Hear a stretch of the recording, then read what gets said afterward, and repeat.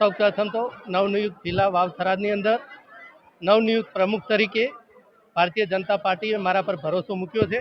એ માટે કેન્દ્રીય નેતૃત્વમાં આપણા દેશના યશસ્વી પ્રધાનમંત્રી નરેન્દ્રભાઈ મોદી સાહેબ, દેશના ગૃહમંત્રી અમિતભાઈ શાહ સાહેબ તેમજ ભારતીય જનતા પાર્ટીના રાષ્ટ્રીય અધ્યક્ષ નીતિન નવીનજી અને ગુજરાતનું નેતૃત્વ ગુજરાત ભારતીય જનતા પાર્ટીના અધ્યક્ષ જગદીશભાઈ વિશ્વકર્મા સાહેબ, ગુજરાત સરકારના મુખ્યમંત્રી ભૂપેન્દ્રભાઈ પટેલ સાહેબ, ડેપ્યુટી સીએમ હર્ષભાઈ સંઘવી સાહેબ તેમજ સંગઠન મહામંત્રી રત્નાકરજીનો ખૂબ ખૂબ આભાર માનું છું કે આટલી નાની ઉંમરે ભારતીય જનતા પાર્ટીના વાવ થરાદ જિલ્લાના પ્રમુખ તરીકેની મને જવાબદારી આપી છે.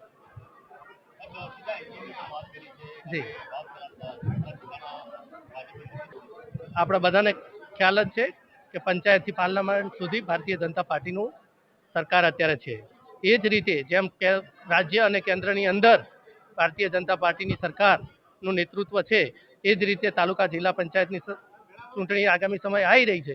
તો જ્યારે ડબલ એન્જિનની સરકાર હતી ત્યારે વાવ થરાદ જિલ્લામાંથી એક ત્રીજું એન્જિન અમે જોડવા જઈ રહ્યા છીએ અને ચોક્કસ મને ભરોસો છે કે આ ભારતીય જનતા પાર્ટીના કાર્યકર્તાઓનો સંઘર્ષ અને મહેનત આમાં રંગ લાવશે અને ભારતીય જનતા પાર્ટીનો ભગવો લહેરાશે અને જિલ્લા અને તાલુકા પંચાયત ભારતીય જનતા પાર્ટીની બનશે.